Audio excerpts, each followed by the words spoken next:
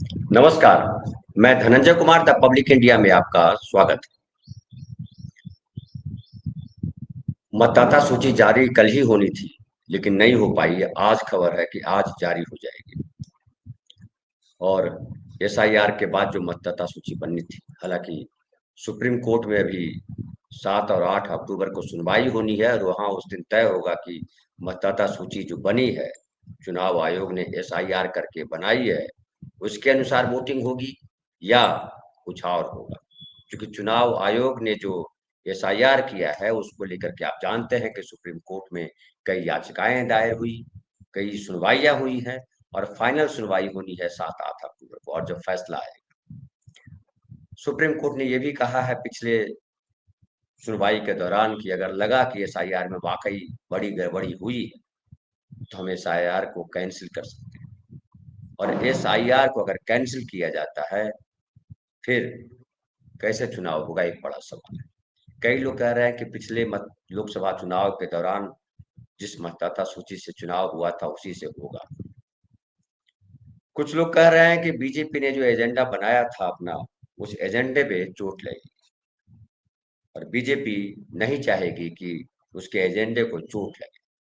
इसलिए प्रधानमंत्री और गृह मंत्री भी लगातार घुसपैठिया को मुद्दा बनाए हुए हैं। चुनाव आयोग ने जब एसआईआर किया था तब भी ये बात उछाली गई थी कि बिहार में ढेर सारे घुसपैठिए आ गए और उनको वोटर लिस्ट से बाहर करना जरूरी है। हालांकि अब तक कितने घुसपैठिया पकड़े गए, इसका कोई डेटा नहीं है, न चुनाव आयोग के पास न सरकार के पास। बावजूद इसके चुनाव आयोग के सूत्रों के हवाले से भी कहा जा चुका है कि भारी संख्या में मतदाता सूची में घुसपैठिए पाए गए हैं, सूत्रों के हवाले से। लेकिन जब पत्रकार ने जब सवाल किया मुख्य चुनाव आयुक्त से, तो उन्होंने कोई स्पष्ट जवाब नहीं दिया और कहा कि अभी जांच चल रही है। घुसपैठिया देश के भीतर न आए, बिहार की सीमा में न आए, इसकी जिम्मेदारी अमित शाह जी की है, चूंकि वो गृह मंत्री। लेकिन अपनी जिम्मेदारी स्वीकारने की बजाय, अपने ऊपर आरोप लेने के बजाय, वो आरोप घुसपैठिया कह करके एक तरह से कहिए कि मुस्लिम समाज को वो चिन्हित कर रहे हैं कि बांग्लादेशी आ गए। लेकिन लोग सवाल पूछ रहे हैं कि बांग्लादेशी आए कैसे। पिछले 20 साल से बिहार में नीतीश कुमार और भाजपा की सरकार है, 11 साल से केंद्र में भाजपा की सरकार है, लगभग 6 साल से गृह मंत्री हैं खुद अमित शाह, फिर घुसपैठिया कैसे आ गए। लेकिन अमित शाह ने कभी इस पर कुछ नहीं बोला, नरेंद्र मोदी जी ने भी इस पर कुछ नहीं बोला और घुसपैठिया लगातार बिहार में मुद्दा बनाया जा रहा है। हालांकि जमीन पर जो लोग हैं वो कह रहे हैं कि घुसपैठिया मुद्दा नहीं है। झारखंड में भी मुद्दा बनाया था बीजेपी ने घुसपैठिया को, हालांकि वहां भी घुसपैठिया चला नहीं, फ्लॉप हो गए और झारखंड में चुनाव हार गई बीजेपी। इसके बावजूद बिहार में उस मुद्दा को, ये कहिए कि पिटे हुए मुद्दा को, झारखंड में जो मुद्दा नहीं चला वो मुद्दे को बिहार में चलाने की कोशिश क्यों कर रही है बीजेपी। एक बड़ा सवाल है कि बीजेपी उस मुद्दे से हट क्यों नहीं रही, जबकि उसके उसे उसे भी सच पता है। कहते हैं कि घुसपैठिया कहने से जो है आपको मुसलमानों को चिन्हित करने में, मुसलमानों को टारगेट करने में, पोलराइजेशन में बीजेपी को सहायता मिल जाती है। और बिहार में पिछले 20 सालों में पोलराइजेशन नहीं हुआ है, एक तरह से मान लीजिए मोटा मोटी। नीतीश कुमार ने हिंदू मुसलमान नहीं होने दिया है। बीजेपी सरकार में है, लेकिन जिस तरह से उत्तर प्रदेश, मध्य प्रदेश, राजस्थान में होता रहा है वो बिहार में नहीं हुआ है। हालांकि इस घुसपैठिया शब्द से जो है बच रहे हैं जनता दल यू या चिराग पासवान की पार्टी के लोग, और वो मुद्दों पर बात कर रहे हैं। लेकिन बीजेपी है कि लगातार घुसपैठिया ही मुख्य मुद्दा बना करके चल रही है और उसे लगता है कि इस आधार पर, जैसे उड़ीसा में सफलता मिली बीजेपी को, वैसे ही सफलता बिहार में मिल सकती है। अगर बिहार में अगर ये सफलता मिल जाती है तो बंगाल जीतना आसान होगा। तो दरअसल ये जो बीजेपी है एक तीर से दो शिकार करना चाहती है। बीजेपी को लगता है कि अगर घुसपैठिया नहीं भी काम करता है तो नीतीश कुमार और चिराग पासवान काम करेंगे, जो पैसे बांटे जा रहे हैं, 10,000 रोजगार के लिए बांटे गए 75 लाख महिलाओं को, उस पर बड़ा भरोसा है। और भी कई तरह की घोषणाएं की है नीतीश कुमार ने, उससे लग रहा है कि उनको जीत भर वोट मिल जाएंगे और वापस सत्ता आ जाएगी बीजेपी एनडीए की, नीतीश कुमार की। हालांकि ये भी चर्चा में है कि इस बार अगर सत्ता आती है एनडीए की, नीतीश कुमार मुख्यमंत्री रहेंगे, इसकी संभावना कम है।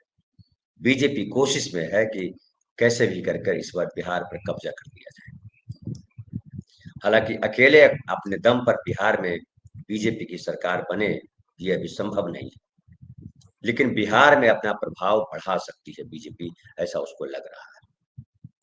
और ऐसा अगर होता है, घुसपैठिया काम कर जाता है, तो फिर पश्चिम बंगाल में बीजेपी को आसानी होगी और पश्चिम बंगाल फतह करना बीजेपी का जो है सबसे बड़ा सपना है। लेकिन सवाल एक ये भी है कि क्या बिहार में एनडीए गठबंधन को बढ़त मिलती दिखाई पड़ रही है? एनडीए के पास कोई मुद्दा नहीं, घुसपैठिया मुद्दा बनाना चाहते हैं, बन नहीं रहा। उससे ज्यादा बड़ा मुद्दा वोट चोरी का है, जो राहुल गांधी और तेजस्वी ने बनाया है। और केवल मुसलमान ही नहीं, ढेर सारे लोग ऐसा मानते हैं कि बीजेपी चुनाव आयोग के माध्यम से, ईवीएम के माध्यम से वोटों में गड़बड़ी करवाती है और जीत हासिल करती है। पिछली बार भी 2020 में जब चुनाव हुए थे, तो कई सीटें ऐसी थी जहां पे विपक्ष के साथ एनडीए का बड़ा तगड़ा मुकाबला था। कहीं 12 वोट से जीते, कहीं 100 वोट से जीते, कहीं 150 वोट से जीते, कई सीटों पर, और बड़ी मुश्किल से जीत मिली थी। 125 सीटें मिली थी कुल मिलाकर के एनडीए को। 123 सीट में बहुमत था, तो बहुमत से मामूली अंतर। और जो तेजस्वी की पार्टी है, कांग्रेस है, माले है, महागठबंधन है, उसको 110 सीटें मिली थी। हालांकि तब तेजस्वी के पास कोई ऐसा मुद्दा नहीं था। इस बार तेजस्वी जो है मुद्दे के साथ, और उन्होंने काम करके बतलाया है, दिखलाया है।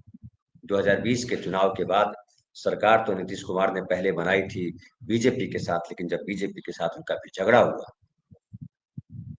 और इंडिया गठबंधन बना, नीतीश कुमार और आरजेडी की सरकार थी, तेजस्वी डिप्टी चीफ मिनिस्टर थे, और जब तेजस्वी डिप्टी चीफ मिनिस्टर थे, उसी समय ढेर सारी वैकेंसियां निकली और कहा गया कि चूंकि तेजस्वी यादव ने वादा किया था 2020 के चुनाव में कि जब हम जीत करके आएंगे तो 10 लाख नौकरियां और रोजगार देंगे, और वो वादा निभाया। 5.5 लाख के करीब लोगों को नौकरियां मिली, महिलाओं को, पुरुषों को, बिहार से बाहर के लोगों को भी नौकरियां मिली। हालांकि इस बात को लेकर के बिहारियों में असंतोष भी रहा कि तो मिसाइल बाकी स्टेट्स में लागू है, फिर बिहार में क्यों नहीं। लेकिन फिर भी तेजस्वी को लेकर के एक छवि बनी कि तेजस्वी जो है युवाओं के साथ काम कर रहे हैं। हालांकि बीजेपी और नीतीश कुमार जब अलग हुए, फिर वापस बीजेपी के साथ गए, आरजेडी से अलग हुए, तो फिर वही राग आलापा जाने लगा जंगल राज का, यादव राज का। और तेजस्वी के खिलाफ एनडीए के लोगों के पास और कुछ मुद्दा है नहीं। लालू के जमाने का हवाला देने के अलावा उनके पास काम है नहीं। कुछ ऐसा मुद्दा नहीं है जो तेजस्वी के खिलाफ बन पा रहा है, और तेजस्वी इस बात को समझते हैं, इसलिए लगातार वो मुद्दे पर जमे हुए हैं। उसके अलावा इस बार जो है कांग्रेस भी बोझ की तरह नहीं।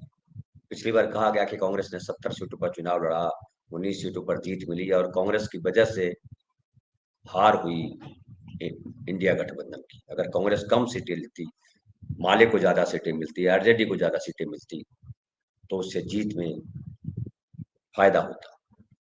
इस बार कहा जा रहा है कांग्रेस को सीटें कम दी जाएंगी, शायद 50-52 के आसपास लड़ेंगे वो।